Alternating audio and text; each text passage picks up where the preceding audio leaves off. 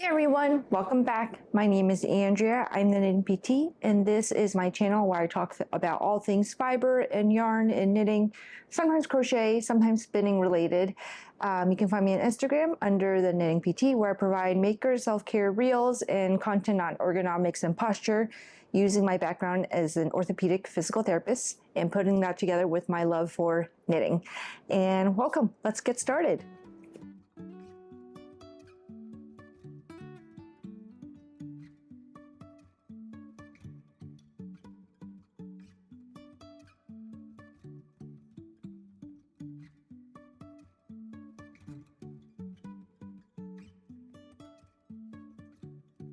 All right, before we dive in, let me remind you that you can find links to everything I'm talking about in the description box below. You can click see more usually to see everything. So I will include links to all of the designers, patterns, yarn dyers, shops that I talk about today. I also have links there to my Ravelry page, my Ko-Fi, Patreon, website with my shop, where you can find things like my wrist and hand care kits and anything else I am selling. Like, I have on-demand videos available for sale for different parts of your body. Yeah. And also, in case you don't know, in my community page, I have a post up asking for any questions. I'm planning on filming a Q&A video, probably sometime before the end of the year or early next year. I haven't figured out when yet, but I'd love to be able to just answer any questions you might have. There's a lot more viewers here than there were previously, maybe a few months ago. So if you have any questions about me, anything related to life, PT, as in physical therapy, knitting, spinning, anything really at all, please feel free to pop it there below, and I will do my best to answer them in the Q&A video that I will make. Let me go turn off my heat for a moment because I can hear it's making a rustling sound somewhere. All right, I am back, and hopefully there won't be any other extraneous noises. I turn on the heat a little bit in my office just to make it a little warmer, just so I'm not sniffling throughout the whole video. My office gets really cold. Like in the mornings, it can be about like 48, 49 degrees Fahrenheit, just because if you can see, I have these windows next to me. They pretty much surround the entire room. Like 3 out of the 4 of the walls are basically just windows, and I have 2 skylights. And I think because this is a slightly older home, it might not be insulated very well. So there's a lot of drafts that come in. I don't know if you can see on camera, but I did try to like seal off my windows using like the plastic wrap thing. I forgot what they're called, but I tried to do that just to help prevent any drafts from coming in. But it is really cold in here most of the time. So I had turned on the heat just to kind of give it a little bit of warmth, but it was making things kind of like rustle and flutter near the vents, so turned it off for now, but it's pretty warm in here already. Okay, so first things first, let's talk about what I'm wearing. So what I'm wearing is a new pattern. By the time this video is out, it will have been released. This is the Highline Henley by Tori Yu. Her handle is Tori Knits NYC. And as you can see, it's a Henley. I really love it. It's striped. The pattern is written for option for 2 color stripes or 4 color stripes. I opted to do something different where I did a fade. And I will kind of show you how that fade looks right now. So as you can see, it starts from this light blue and fades down into this deep kind of aquamarine teal color. And this was a 5 color fade from J'adore Fibers, my good friend Shannon. This was the Under the Sea fade. This is on her base that is Luminous DK, which is 70% merino, 30% silk. The dark gray I used is from Camellia Fiber Company, and this is on her Yak DK base. This is the color Earl Grey. And Sylvia from Camellia Fiber Company and Shannon from J'adore Fibers are 2 of my absolute favorite people in the world.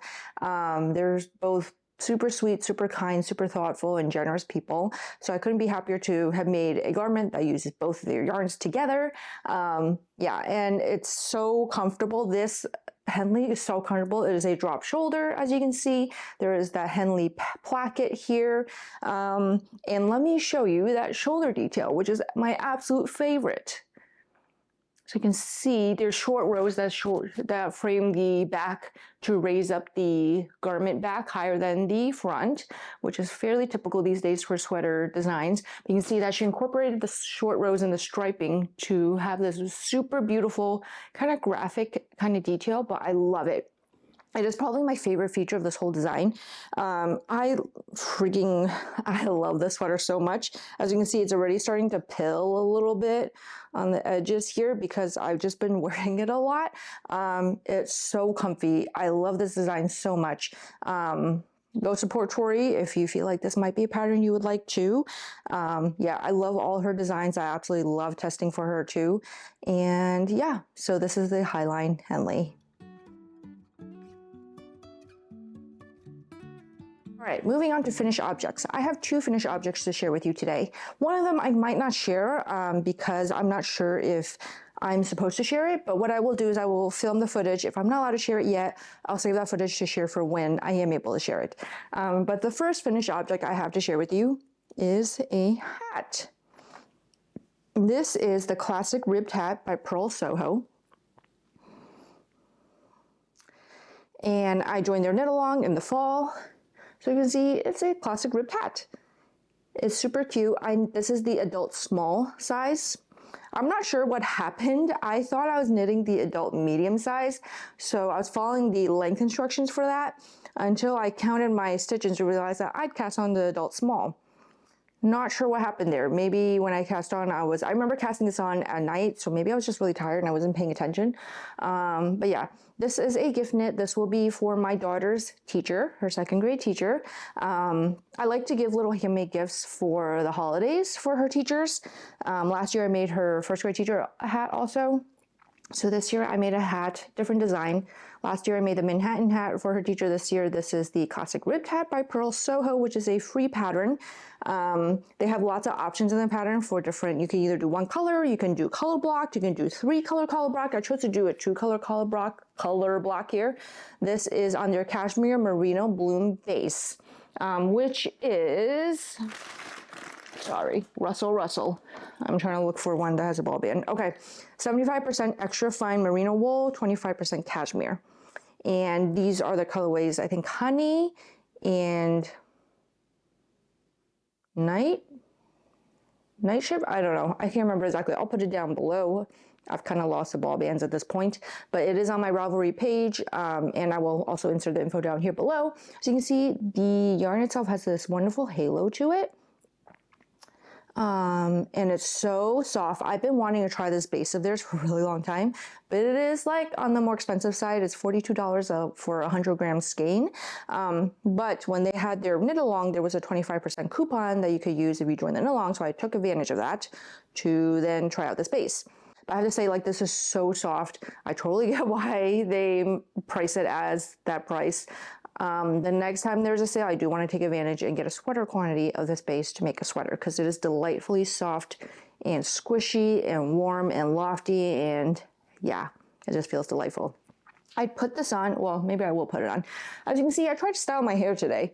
I feel like I did a pretty good job on this side not so much. I don't know, but we're going with it. So let me pop this on for you here. My head is a little bit large. Like, I would definitely knit the medium or large for myself, not the small. So this might not be the best representation of how it might look on a head, but yeah, it's pretty cute. All right.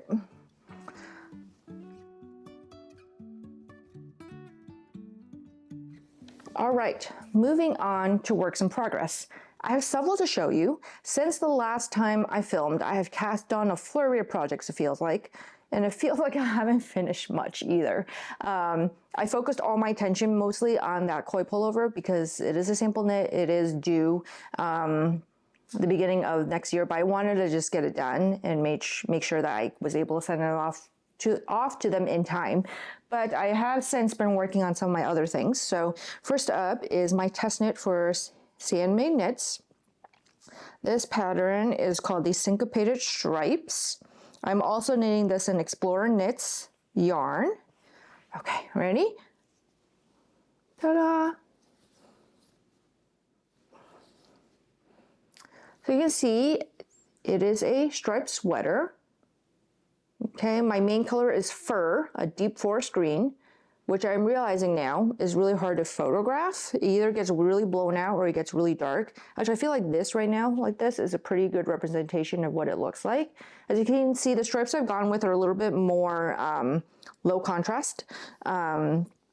I just kind of wanted a deep, moody vibe, if that makes sense. And so my contrast colors are, let's see if I can get this to focus first. Magenta is Velvet, the brown is Snout, and the dark purpley blue is, I think, a Leave No Trace skein of Avenoir from her Solstice last year. Yep, so that's what I am using. This is not really color work, it's more like mosaic. You just use one color at a time, but it looks really nice. I already put on the collar. I'm not sure I love the bind off I used on it. I just did a regular bind off and just went up like 2 to 3 needle sizes, which is what I usually do. We'll see after I block it how it feels when it wears. If it blocks out and it looks okay, I'll leave it. If not, then I might rip it out and maybe do like a tubular bind off or something. I usually avoid tubular bind offs just because I'm just kind of lazy. But with the sample I did, it was all tubular bind offs, and because it was a sample for someone else, I followed the instructions to the T, and the tubular bind off actually wasn't so bad once I got used to doing it all the time. I'm just not sure if I love the way it looks for a neckline for myself. I just have very specific thoughts and opinions when it comes to necklines for some reason. So we'll see. I'm going to stick with this. I'm going to let it block it out when I'm done and see how it looks. If it lays okay, I'll keep it. But if it looks kind of funny, I'll redo it. As you can see, I'm already on the body. I'm about several inches into the body here. And yeah, so I'm just plugging away on this. This is the next one I want to finish. It is due, the pattern will be coming out in January. So keep your eyes peeled for that. All right, I have also cast on another test knit. I think I mentioned this in my last video that I had picked out the yarn for this test knit. I've fallen completely off the test knit wagon. We'll try to get, or I've fallen completely off. I've gotten back on the wagon of test knitting. I don't know what I'm trying to say. I think for the next year, you know, my goal for 2023 had been to do just one test knit a quarter. That lasted pretty well for the first 2 quarters of the year, and then the 3rd and 4th quarters of the year has just been kind of gone. But I think I'm going to try to maybe do a scaled back version of that for 2024. Maybe do like 2 test knits a quarter, maybe, just because there are many designers I really love. I really love test knitting for them, and they just keep coming out with patterns.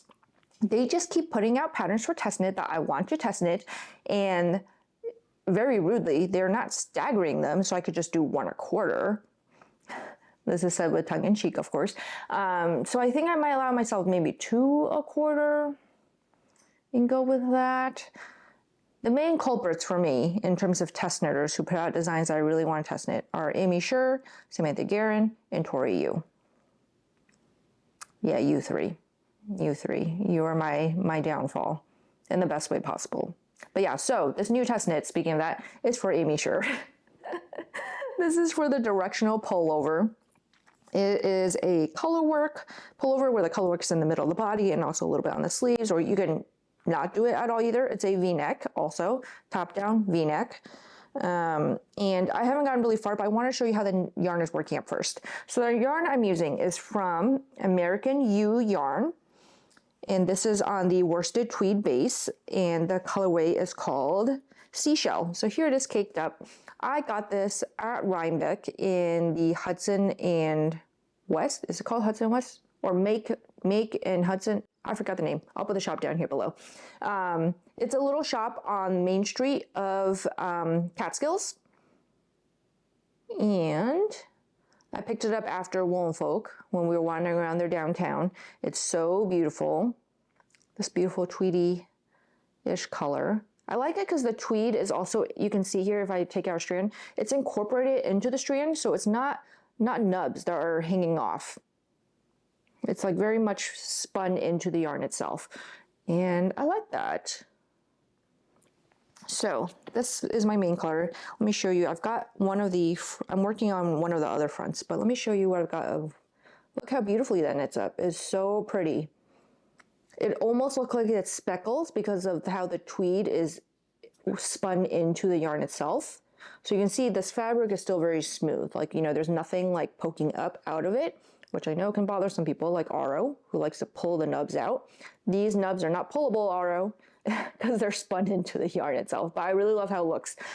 So this will go like that. So I'm working on the other one right now.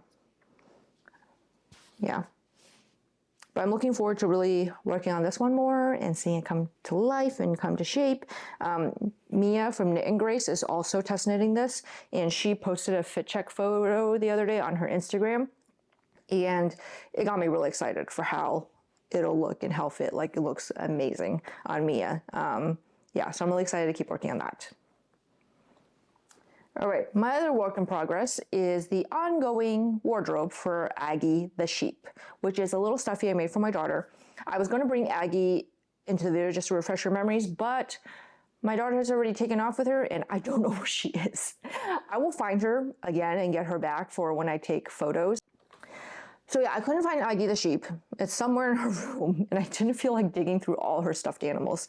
But I will insert footage here of Aggie I've taken previously of Aggie and her dress that I made.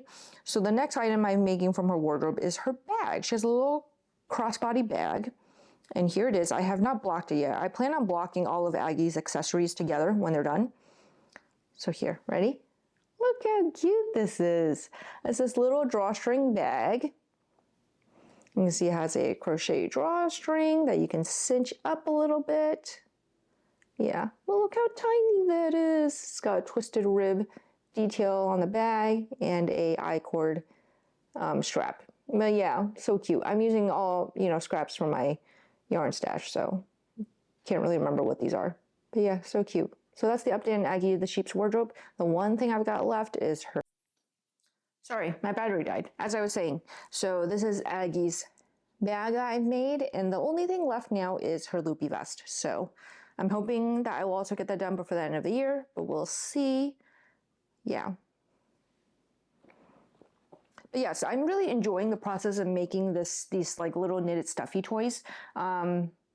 It's way more fun than I thought it would be. So I think I will continue kind of working my way through the book. I think it would be really fun to eventually have the whole book knit up and have all these little stuffy creatures together. And I'm just imagining their photo shoot, and it would be so cute. Yeah, so maybe that'll be my goal for 2024 is to knit up the whole book. We'll see. I realize I'm planning a lot of lofty goals for myself right now, so we'll do a little thinking about that, and we'll get back to that. Yeah. Okay. Other works in progress. I also cast on another sweater. So I cast on my Doppio sweater. I don't know how to say it. This is the pronunciation we're going with, but if I'm wrong, please let me know below. So this is the Doppio sweater. This is by Sung-hee Knits, and it is one of her more recent designs that just came out probably, I think, a month ago. Less than a month ago? I can't remember. But you hold several yarns together to get like a more Aran weight gauge, I believe. I think it's like 14 or 15 stitches for 4 inches. And you can kind of hold whatever you want together in order to get gauge, as long as you get gauge. And so this is what I'm holding together. And I don't remember if I've shown this last time. I don't remember, but this is what I'm holding together. Remember? Ready? So this is Book Club by Woolberry Fiber Co. on Berry Sport base. And then this is All Is Calm, also by Woolberry Fiber Co. This is on the Cashmere DK base. You see this is lovely blue-green variegated, slight variation.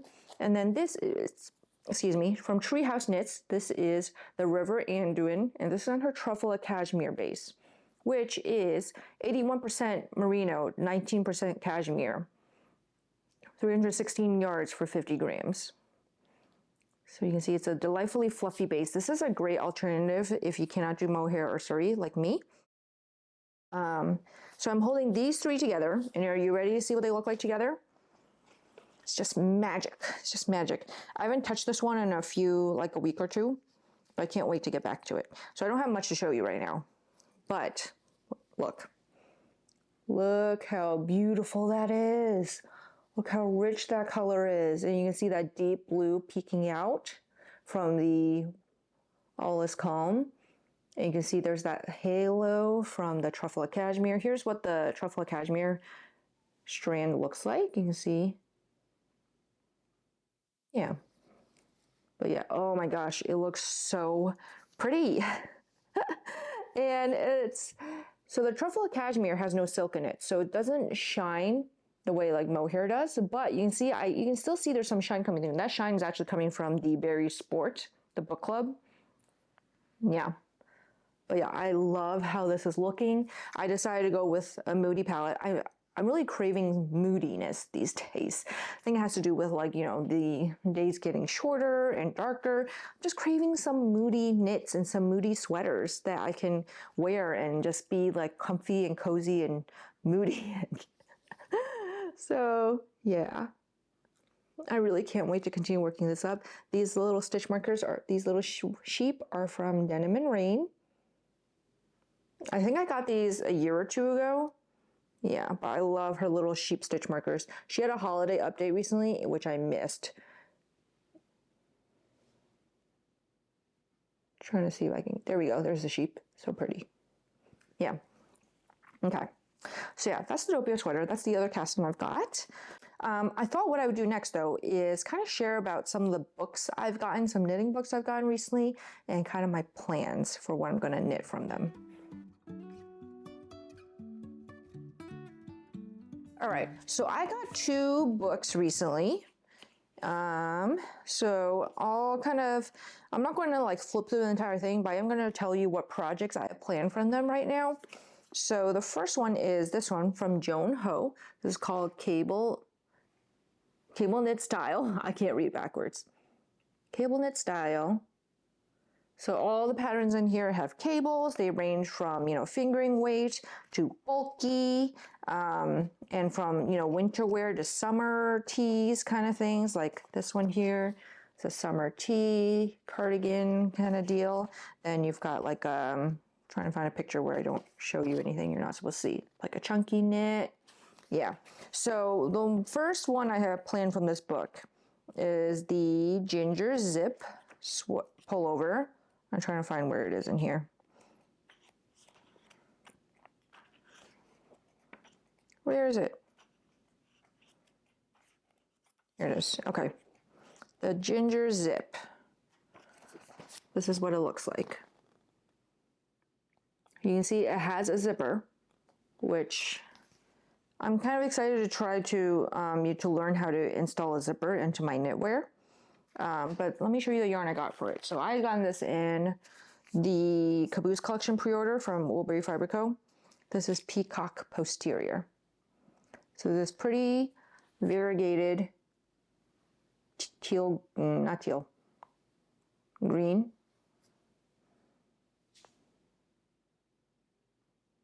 There we go. Yeah, so this is what I have planned for that. Again, another dark, moody kind of knit. You see the theme here. And the other book I got is Softly, Timeless Knits by Sari Nordland.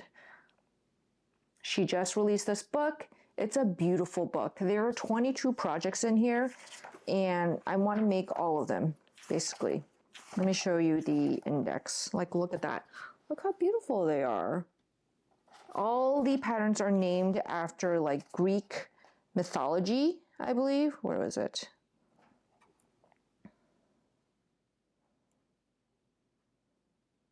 Yeah, they're all named after kind of like Greek mythology and like muses and goddesses and that kind of thing. And I love that. I love that idea.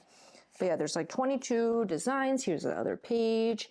So I was watching Tashi from Stitches and Starlight, and she also got the book. And she mentioned that she got in yarn to knit a hat and a mitt. And I believe the hat and the knit were these. So polymnia and net. If I'm wrong, Tashi, please let me know. I just blindly bought the yarn. So first one is this, which are these cable mitts.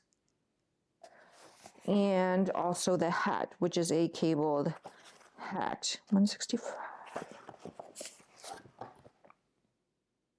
Yeah. So I blatantly copied her. Well, so I've been wanting to try this base for a while too, so this was a perfect excuse. So I've been wanting to try this base. This is Ampersand Fibers, which is a yarn base brand from La Mercerie. It's a custom milled base, I believe. And this is 100% Corriedale. And this is the DK base, Jensen DK. This number is, this colorway is Azurite 1. And like, I'll show you the label here. It's super cute. Like, it'll tell you what batch it is, because I believe they're milled and dyed in small batches. Come on, focus for me. Here we go. Yeah, so it's this pretty light blue. Well, not light blue, just a soft blue. Very on brand for me. And I got this yarn to make the mitts and the hat to match with Tashi. It feels pretty soft to me. It is a little like of a, what's the word? My hand is showing you the word. It is more of like a toothier texture than merino would be, but it doesn't feel rough. It doesn't feel rough or scratchy. It just feels like more substantive, if that makes sense. Yeah, but I think it'll be great. This is a good test, like mitts and a hat. Like, my most sensitive part is usually kind of my neck and like the front of my chest. So yeah, but I think potentially I could do a smaller quantity of these. We'll see, we'll see. But yeah, I've been wanting to try this base actually for a long time, and now I will have, yeah. So those are some more future plans. I do want to knit more accessories for myself, just because, you know, it is cold here in New Jersey. And for a while, for years, I never wore hats, because I get pretty bad like hat hair. Like, my hair doesn't have much volume unless I do something to it, which I don't know if you can tell, but I feel like over the course of this video even, the volume has slowly gone down. My hair's been pulling down in length. And so when I put on a hat, like, my hair just like molds to whatever shape it is, and I get that crease. Now that I'm older, I just don't care so much anymore. So I do wear hats because I've discovered hats actually keep you warm. What a noble thought. It's funny because I think the pandemic, in a sense, set me free from caring what I look like too much. Yeah. There was something about staying home all day and then not really caring when I went out. Maybe it was the whole mask when you went out. It's like, people won't see your face anyway. Like, they'll just see your eyes, and just kind of set me free from caring too much about what my hair and everything looked like. And so yeah, so now I wear hats. So I want more hats. And then my hands have been getting really cold. Even in our home, especially, I mentioned my office gets really cold really easily. And I don't like to always have the heat on because it's drying. I have fairly dry skin, so I'm very sensitive to that. And also I have all my plants in here, and I don't want them to dry out either. So I think a pair of fingerless mitts would be really great for just keeping my hands warm, even inside the house. Yeah, so I want to get knitting on those. I'd love to knit more accessories instead of just sweaters. So yeah, these are some future plans. So yeah, so that's all I've got to share with you today. Just a reminder, please, if you have any questions, pop them onto that community post I have open for the Q&A. Hopefully I'll be back before the end of the year. I do plan to do a year-end review of everything that I knit in 2023, so stay tuned for that. I also will be making a video for my plans for 2024 and goals and all that sort of stuff. So look forward to that. And otherwise, I'll see you guys next time. Happy knitting.